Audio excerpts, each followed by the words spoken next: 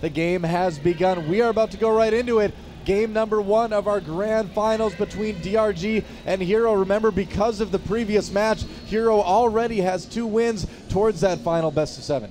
That's right. So we'll see if DRG is able to overcome that. We are in the game now. So here we are. The starting map is ESV Ohana. There's our 2 players getting ready. And down in the bottom right-hand corner of the map, we have our blue Protoss player advancing through the winner's bracket and up 2-0 in the set. It is Liquid HerO. And his opponent in the upper left-hand corner trying to come back through the lower bracket and take home the crown. It is MVP.DongRaeGu. And you know, before we go any further, I gotta give a shout out to one of our fans out there named Gage. He actually wanted to come today, but he ended up having to go to the hospital, have a little bit of what sounds like emergency surgery. He's gonna be fine. His friend told me he's gonna be fine, but he's bummed out because he couldn't make it today. So hey Gage, hope you're feeling better. Hope you're enjoying the games. And yeah, it will be a pretty awesome series between these two. DRG, again, you know, already down 2 because of the previous match. But this map, I would say, is pretty good for him. Now, if we remember how the first couple of games went against Liquid HerO, DongRaeGu really went economically greedy, overthrown to a pretty serious degree. Now, of course, at that point, he would have been able to make a monster amount of units, but HerO had builds that were kind of designed around attacking just before that critical point where a bunch of units popped out. Exactly. And he was able to steal 3 quick wins. DongRaeGu kind of adapted in the last one, but HerO was still able to make a strong 2 base with a Nexus cancel on the 3rd actually work. Yeah, I mean, I really feel like if DRG is able to kind of buckle down, survive the all-ins from Liquid HerO, he should be able to come back and win some games, maybe even come back and win the grand finals. We'll have to kind of wait and see. HerO, of course, you know, it's kind of the sense of if it's not broke, don't fix it. So, you know, with those 2 base all-ins that are so strong right now in PvZ, that are so good for HerO, I mean, he's got some of the best unit control out there in StarCraft 2. He's so good at executing those. You know, I feel like he should just keep trying them until, you know, they stop working, more or less.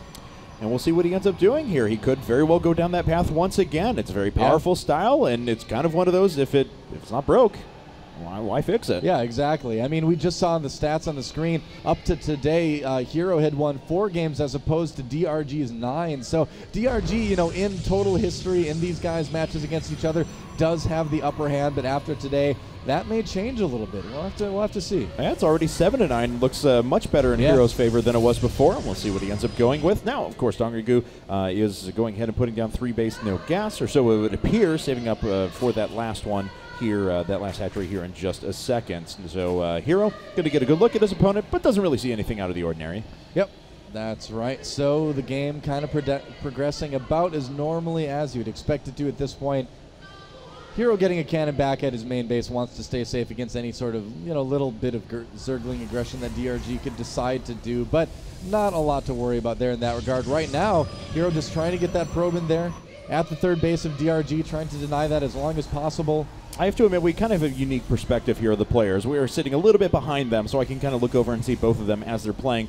And I keep looking over at HerO, and I notice he has this tendency after each kind of production cycle, he sits back, takes his hands off the keyboard, shakes him out for a couple of seconds, maybe warms him up, and then gets back on there. So it's kind of cool to notice, maybe just kind of a little nervous, rubbing out some tension, not really sure, but... well, I mean, it's kind of like, you know, playing with any sort of sport or playing a musical instrument, for instance. You need to make sure that you have the optimal, you know, situation for that. So your hands do kind of tend to get cold sometimes in these situations playing. And if they're cold, they can't move as fast. If they can't move as fast, your multitasking is going to take a hit. So yeah, a lot of players, you'll even see them use like little hand warmers before the games to make sure that they've kind of got those optimal settings for being able to do the best.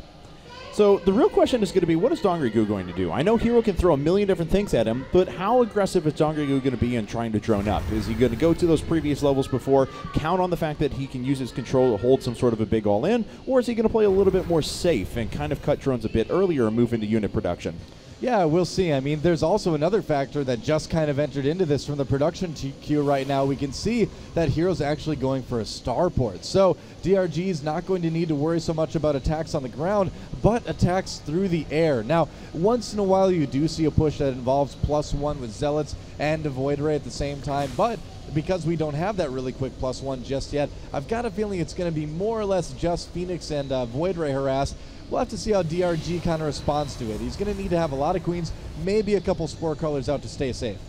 And yeah, we'll see what his final drone count is going to be as well. At this stage, it's just 39.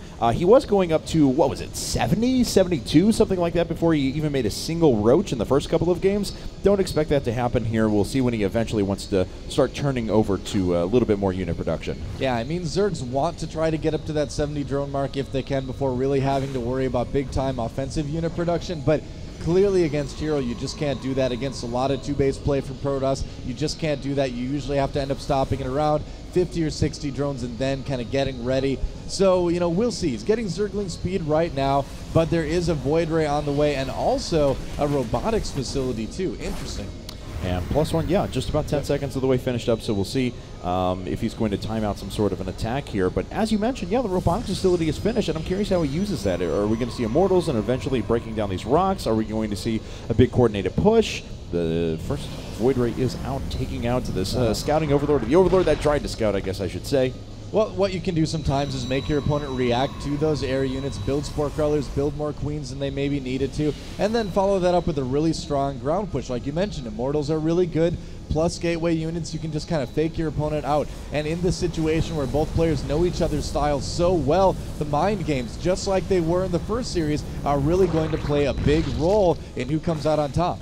Let's take a look at that final drone count. It's sitting at 66, and we see the first kind of round of Zerglings making their way out now, besides the ones that were just kind of made to take map control at the beginning of the game. No roaches have hit the field quite yet. Layer Tech is well on the way, and as we can see, actually, yeah, there we go, the macro hatch being produced up at the front there. Yep, that's right. So DRG not under as much pressure as he has been in previous games. This game just needs to kind of worry about this Void Rain. We'll see kind of how prepared he is for that. Seems like he's going to be pretty well ready. He's got Spore Crawlers on the way. But you know what? HerO's perfectly fine with that. He's breaking down the destructible rocks right now. He's going to probably take a third base, and for the first time today, play a little bit longer game against his Zerg opponent. I think it's a good decision. DongRaeGu, though, certainly very strong in as the game kind of wears on. His macro is pretty impeccable. His mechanics are pretty great. So I really like what HerO's doing here, though, making this a little bit smaller of an entrance, even when the destructible rocks eventually do go down. It's a good idea. That Immortal to help him go through those destructible rocks. Maybe he just wants to kind of slowly burn those down for a while. Yeah, I mean, the thing is, too, like you mentioned, I think the pylons are a great addition for Liquid HerO, being able to kind of narrow that choke for people coming up the ramp, for DRG specifically, of those people who may come up the ramp. It's just so easy for Zerg to do these Ling run-bys. If you're not careful as a Protoss player, HerO wants to make sure that doesn't happen to him. And we'll see. He does see a pretty good amount of roaches making their way out on the map, and we'll see how he reacts to that. Wow, DongRaeGu really starting to hit his production, and as we kind of saw a hint of, he is researching drops once again. He tried to go for this in some of the previous games, just never got to the point where he could actually survive long enough to pull it off. Yeah, I like this by DRG as well. If he is going to go for drop play, he needs to do something that pulls his opponent's units out of position. He's trying to do that with these roaches right now, actually sending everything down there. Ooh, this may have been a bit of a miscalculation for DRG. I don't think he was expecting to see those Immortals, and that is exactly what HerO wanted to happen. Yeah, HerO just killed a lot of units without taking any losses of his own right there. This Void Ray was still sitting overhead, charged up, and picking off a couple of units as it went across. 14 kills for it, as a matter of fact. So DRG's push has been significantly weakened. Yep, that's right. DongRaeGu getting very aggressive here, but all those sentries, they have a lot of energy for force fields. DRG trying to bait out some force fields, but HerO not biting quite yet. Needs to be so careful, picking up a couple roaches there. And DRG, I feel like he's going to need to maybe go home. No, he's going for it. He's going to try to kill as many sentries as he can. Yeah, and unfortunately just can't get that many. Yeah. And HerO's control has been immaculate. I mean, throughout the entire time we've seen him play DongRaeGu, he's really been on top of things. DongRaeGu has to go home. His drops are almost finished up. He's got +2 weapons on the way and a Spire that's just about to finish, though. You know, throughout all of this, DRG's been making that Spire, getting drops, getting other upgrades that may help him later in the game. He has a good amount of gas saved up, so it should be enough, if he wants to make enough Mutalisks to take HerO off guard. And no, he's actually going to go for Corruptors. Okay, that makes a little bit more sense. I mean, Mutalisks are a little bit more maneuverable. You can harass with them, and you can kill Phoenixes if you can kind of dart in and do some, if you micro properly. But if you just want to straight up push, and he is getting that +2 missile attacks, then Corruptors are absolutely the better choice. Yeah, you know, once he goes through the first couple of Phoenixes, though, it's going to be relatively difficult for him to do anything with those unless we see that Infestation bit following a pretty soon an eventual transition over to Hive. Yeah. Hatchery, though, is probably going to go down here. HerO Actually making pretty good use of this Voider, I have to say, this entire game. 17 kills and about to grab a hat trick, too. Yep, DRG doesn't want to cancel. He wants to get the Corruptors there in time, but I don't know if he can. Nice transfuse on this Queen. Oh, but DRG needs to cancel that base after all. The Corruptors will be able to take out the Void Ray, though. Yeah, that 17-kill Void Ray will live in infamy. Yeah. So we'll see what these Phoenixes can do from here on out. But, I mean, it's mostly ground forces now. There are 8 Corruptors on the field. Certainly they're going to be able to cast their spell Corruption over and over again, weaken up some units. But they're not going to be used in a straight-line engagement, per se. Well, DRG, you know, he wants to win that ground battle, and just by having those Corruptors out, he can kind of fend off the Phoenixes. Corruptors generally do much better against Phoenixes than Phoenixes do against Corruptors, but Liquid HerO, oh, and look at that, hallucinating some Colossi as well, trying to scare his opponent into thinking there's something there that there is not. And DRG not wanting to go through the front, just kind of thinking about it, but no, not he's going to going. happen quite yet.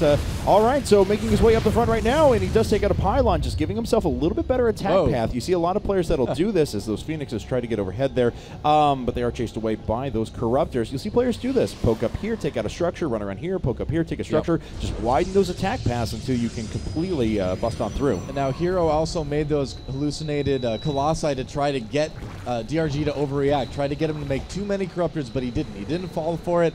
He is going for his Infestation Pit as well. Looks like he's going to lose a Queen, though. Yeah, HerO just continuing with this harassment, being very, very good about it, and poking with the Force up at the front, but as we can see, everything loaded up inside of those Overlords. I do like this. Roach drops are going to come in on this army, but is it going to be enough? Oh, man, he's losing so many Overlords here. DRG, is he over pushing here? And I think he might be. This was a really, really good handling of the situation once again by Liquid HerO. He is going to lose a couple of units here, but he dispatches of everything that DRG has. Yeah, I mean, that was not the best call by DRG. I mean, if that had been Banelings, maybe it'd have been a different story, but it was Roaches, and there were so many Immortals out for Liquid HerO. He had no trouble at all. He's like, all right, yeah, you can just drop your units on top of my army. I'm going to kill him just as fast either way. It doesn't even matter. And HerO sitting on comfortably 3 bases now. A few Roaches are trying to move in against this, but they're just absolutely no good. And Liquid HerO is now up 3-0 in the Grand Finals. No kidding. And remember, this is a best-of-7, so if HerO wins one more game, he will actually take the Grand Finals and win that $5,000 first place prize.